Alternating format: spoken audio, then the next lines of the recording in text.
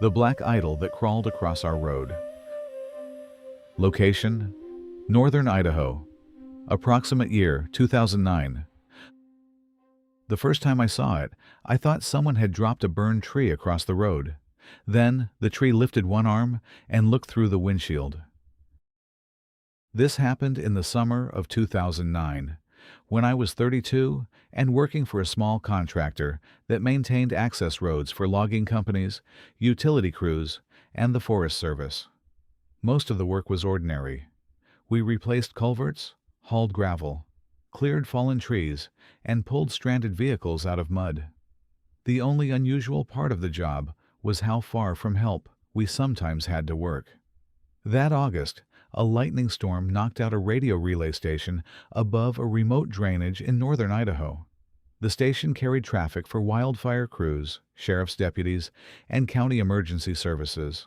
A replacement generator had to be delivered before another line of dry thunderstorms reached the mountains.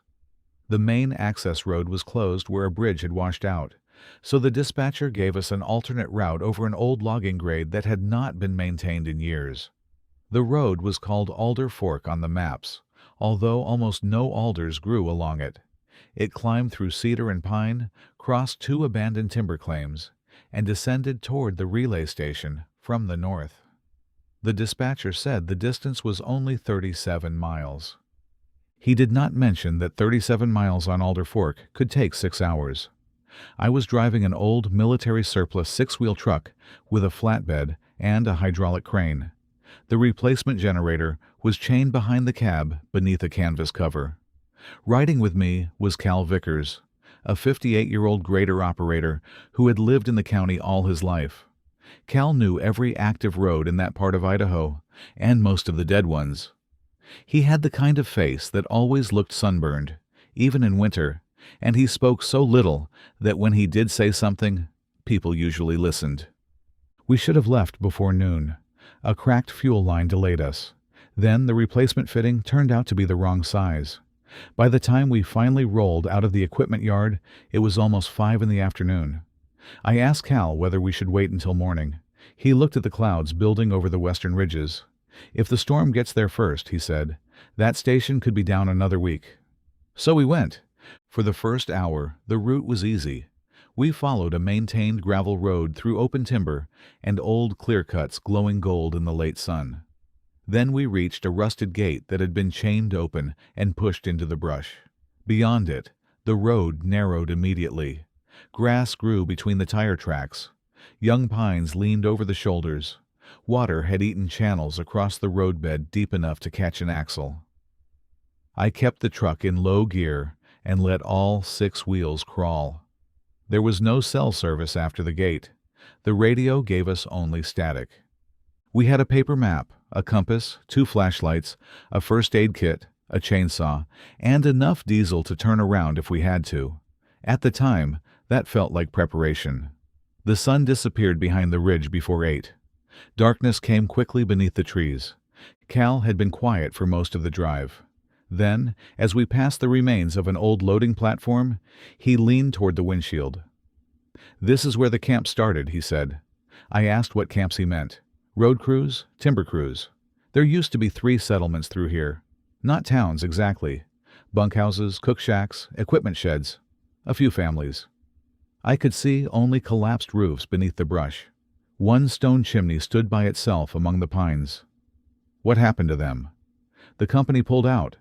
That all? Cal watched the chimney until it disappeared behind us. No, he said. That wasn't all.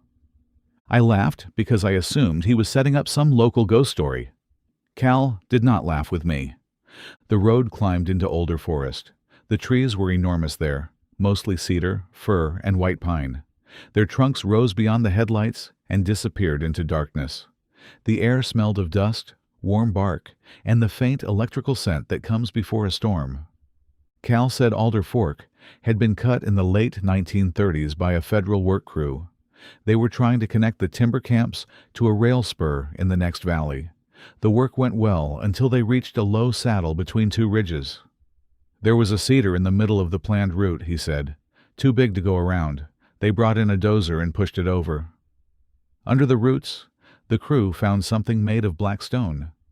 According to Cal, it was roughly the size of a person, but shaped wrong. The upper half looked human. It had shoulders, arms, a chest, and a narrow head.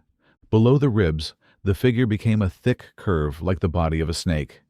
It had been buried upright beneath the cedar, facing east. I asked who had carved it. Nobody knew. Native. Some people said that. Other people said it didn't look like anything from around here. I glanced at him. And you believe this? I believe they found something. He told me that a professor from a university came with 2 assistants. They photographed the object and planned to transport it the following morning, but during the night, it disappeared. Stolen? I asked. That was the official story. What was the unofficial story? Cal looked through his window at the trees. The crew said there were drag marks leading away from the roots and into the timber. No truck tracks, no footprints. I told him that sounded exactly like the kind of story men invented after stealing an artifact they hoped to sell. Probably, he said, but he continued. After the stone vanished, things began going wrong at the camps. Men who had worked together for years started fighting. Equipment failed in ways the mechanics could not explain. One worker walked away from breakfast and was found 3 days later standing waist-deep in a creek. He could not remember how he had gotten there. Horses broke their tie lines and ran into the forest. At night, people heard something heavy moving along the cut bank above the bunkhouses. Then came the clouds. Cal said perfectly black clouds sometimes formed above the saddle on otherwise clear afternoons. They did not move with the wind. They remained in one place for 20 or 30 minutes, and then disappeared without producing rain. You heard all this from your grandfather? I asked. My father. He worked salvage up here in the 60s.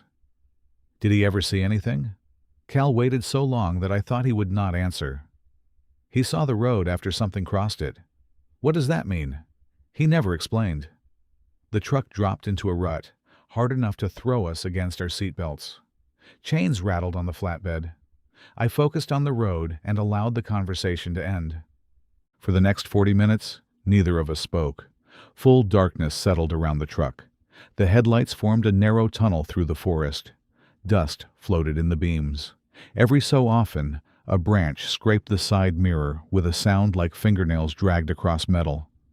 The storm was still miles away, but silent flashes appeared behind the ridges. Each one turned the gaps between the trees pale violet for a fraction of a second. Around 10:30, the road leveled out. Cal unfolded the map across his knees and studied it with his flashlight. We should be near the saddle, he said. The phrase brought back his story about the buried figure, but I did not mention it. The forest changed there. The trees stood farther apart, and almost nothing grew beneath them. No brush, no ferns, no grass, only a floor of needles and exposed stone. Even with the windows closed, I noticed the temperature dropping. The truck's dashboard thermometer fell from 61 degrees to 54 in less than 10 minutes. I blamed the elevation. Then the radio crackled. A voice came through so faintly that I could not tell whether it belonged to a man or a woman. It lasted perhaps 2 seconds, followed by a burst of static. I reached for the handset. County relay, this is Northridge Maintenance. Do you copy? Nothing answered. Cal turned down the heater fan and listened. I tried again. Only static. That station is still dead, I said. We probably picked up another crew. Cal stared through the windshield. Not on this frequency. We continued. A mile later, we passed a side road marked by 2 rotting wooden posts. Something pale hung between them. I slowed, thinking it might be a sign, but it was only an old chain with several strips of faded cloth tied around it. Cal said, Don't turn there. I wasn't planning to. Good. The road curved around a rock face and began descending. The surface improved enough for me to shift up 1 gear. I remember feeling relieved. According to the map, we had crossed the worst section. The relay station was less than 12 miles away. Then Cal grabbed the dashboard. Stop! I hit the brakes. The truck shuddered. The generator chains snapped tight, and loose tools slid beneath our seats. At first, I saw nothing except the road. Then the shape resolved in the headlights. Something lay across both tire tracks about 50 feet ahead. It was thick, dark, and long enough to reach from the uphill ditch to the trees on the opposite side. The middle was as wide as an oil drum. Its surface looked burned or wet.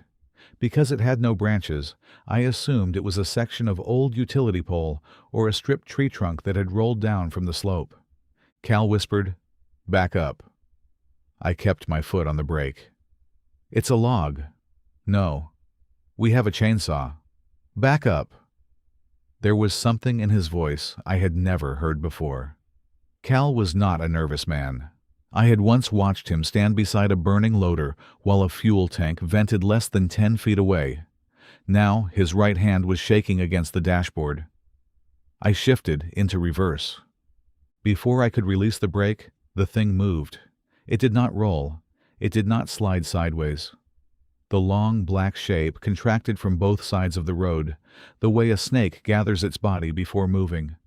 A section that I had taken for a broken stump lifted from the uphill ditch.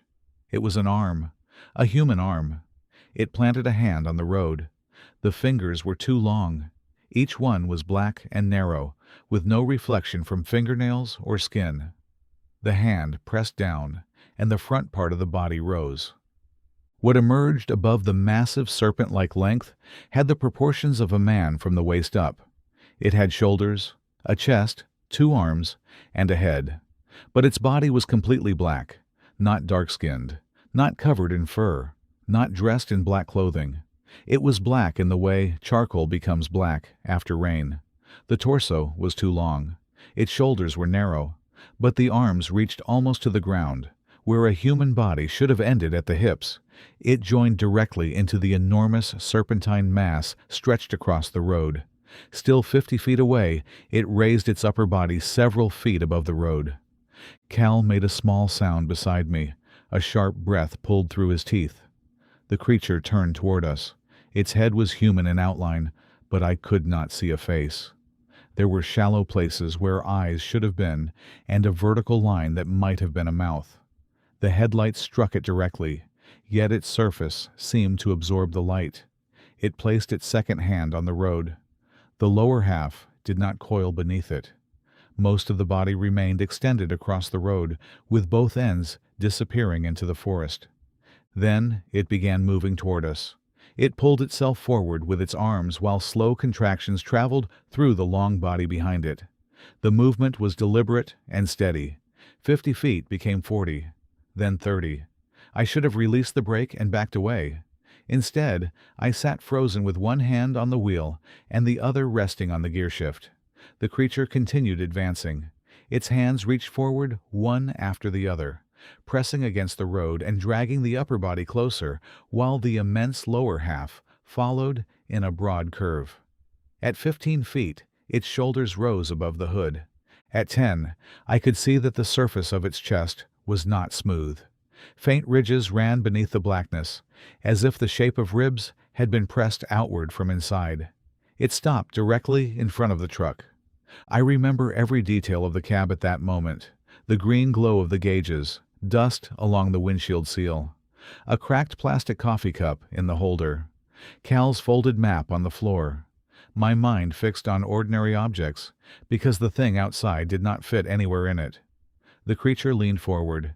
Its head tilted slightly, as though it could see us despite having no visible eyes. Then it lifted one hand from the road and pressed it against the front of the truck. The palm landed on the grill with a dull metallic knock. The truck rocked beneath us. 5 fingers curled around the edge of the hood. Cal shouted, "Go!" I was already moving. I slammed the transmission into reverse and hit the accelerator. The engine roared. All 6 tires spun, throwing dirt and loose stones behind us. For half a second, the truck did not move. The creature's arms straightened. I had the impossible impression that it was holding the truck in place. Then the tires caught. The truck lurched backward. The black hand slid across the hood and disappeared. I kept the wheel straight and backed down the road as quickly as I dared. The creature did not chase us. It remained in the headlights with its upper body raised near the center of the road. Its massive lower half was still stretched across the grade and into the trees on both sides. At about 100 yards, the bend concealed it from view. I stopped. Cal shouted at me not to. "We can't reverse 12 miles," I said. "Then turn around." "There's nowhere to turn." "Make somewhere." The road was barely wider than the truck. On one side stood a rock wall. On the other, the ground dropped through the trees into darkness. The last place wide enough to turn had been several miles behind us.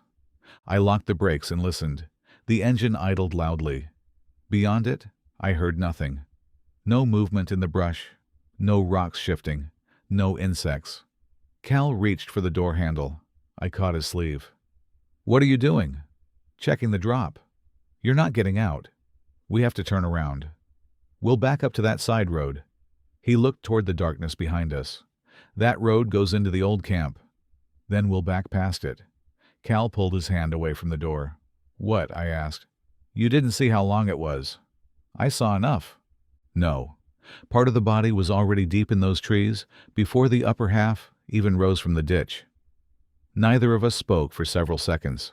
I finally asked, "Was that what your father had been talking about?" Cal swallowed. "I don't know." "You said he saw the road after something crossed it." "He found marks, wide ones, like something had dragged a steel cable through wet gravel. And handprints on a grater blade." The engine temperature warning light flickered. I looked down. The needle was climbing. That made no sense. We had been moving slowly, but not enough to overheat the engine. I switched it off. The sudden silence felt enormous. A faint ticking came from beneath the hood. Then something moved among the trees uphill. One branch bent. Another shook farther back. The movement traveled parallel to the road. Cal whispered, "Start it." I turned the key. The starter clicked once. Nothing else happened. I tried again. Click. The truck's batteries had been strong all day.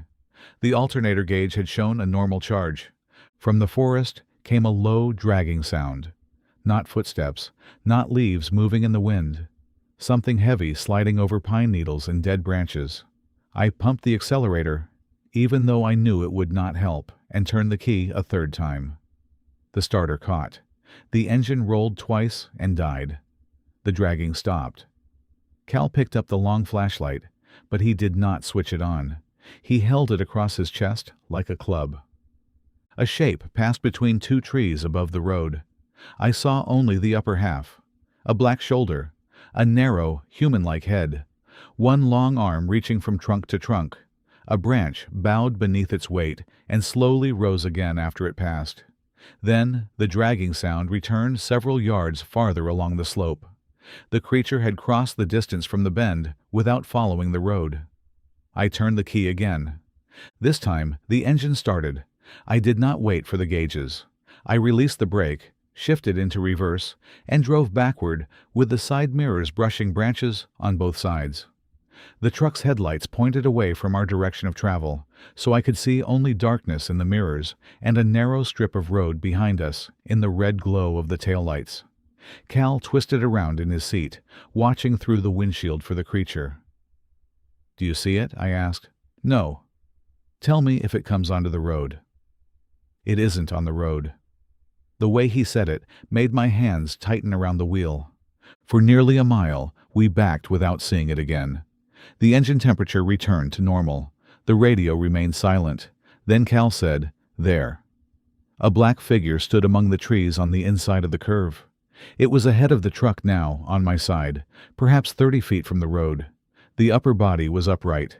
The serpent-like lower half disappeared behind several trunks. As we reversed past it, the head turned and followed the cab. It did not attack us. It did not move closer. It simply watched us leave. We reached the side road, marked by the hanging strips of cloth. The entrance was barely wide enough to push the rear of the truck into it and turn by making a series of short, dangerous adjustments. The ground was soft, and twice the rear tires slipped toward the ditch. Cal guided me from inside the cab because neither of us was willing to step outside. When the truck finally faced the way we had come, I stopped long enough to look back up Alder Fork Road. The darkness between the trees was complete. I switched on every forward light the truck had. High beams, work lamps, the yellow roof lights. The forest appeared in hard pieces, trunks, stones, branches, and patches of bare ground. There was no creature. We drove. I did not slow for the ruts, unless I believed they could break an axle. The generator shifted against its chains. Branches struck the windshield. Once, the rear wheels slid sideways, and the truck nearly dropped into a washout. I corrected without stopping. Cal kept watching the forest. About 20 minutes later, the radio came alive. A dispatcher's voice broke through the static, asking whether any unit could hear her. I grabbed the handset. "This is Northridge Maintenance. We're on Alder Fork, returning to the south gate." There was a pause. "Alder Fork?" "That's correct." Another pause. "What is your status?" I looked at Cal. He shook his head. "Mechanical issue," I said. "We're turning back." The dispatcher told us the storm had shifted and that the relay repair could wait until morning. Her voice sounded ordinary and calm. Hearing another person nearly made me lose control of the truck. We reached the gate shortly after 1:30 in the morning. I stopped on the maintained road, where the forest opened enough for moonlight to reach the roadside. Neither of us moved for a while. Finally, Cal opened his door and got out. I followed him. The air was warm again. Insects buzzed in the grass. Far away, thunder rolled over the mountains. We walked to the front of the truck. 5 shallow dents marked the grille. The hood had been pulled forward almost half an inch on one hinge. Across the dust lay a black smear shaped like a hand. Cal found a dry twig on the shoulder of the road. He pressed the end of it into the smear and lifted it carefully.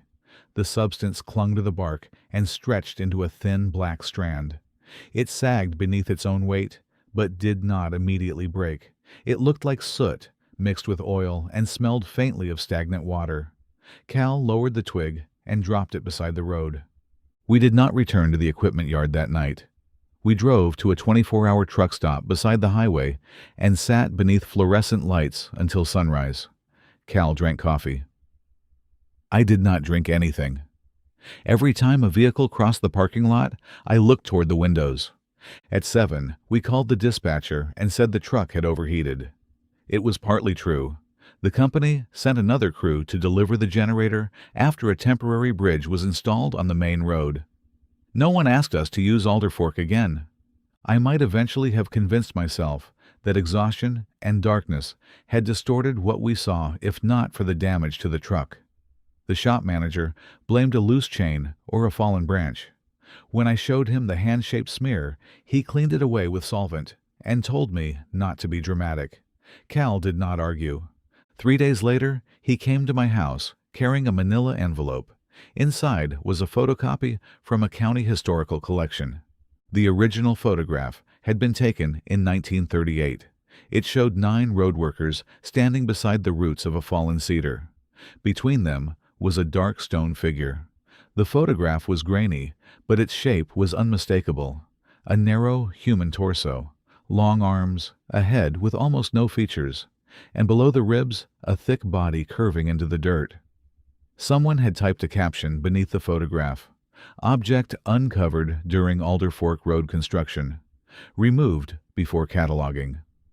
I asked Cal where he had found it. "My father kept a copy." "Why didn't you show me before we went?" "Because I hadn't looked at it in years, and because I thought it was just a story." I stared at the photograph. "What do you think now?"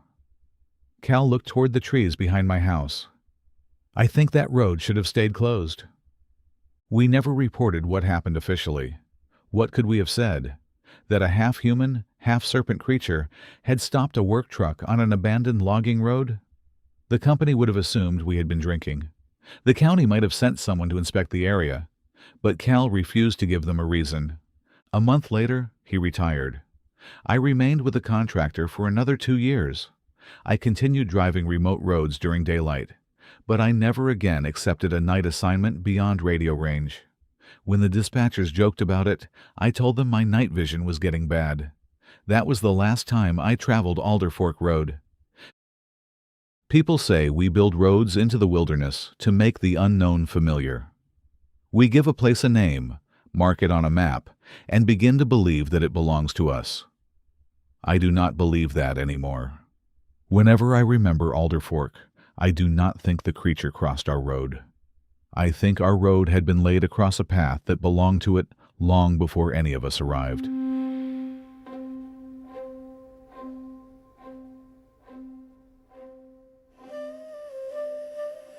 That was the second story in the 5th collection. Stay tuned to Mystic Wilds, to be continued.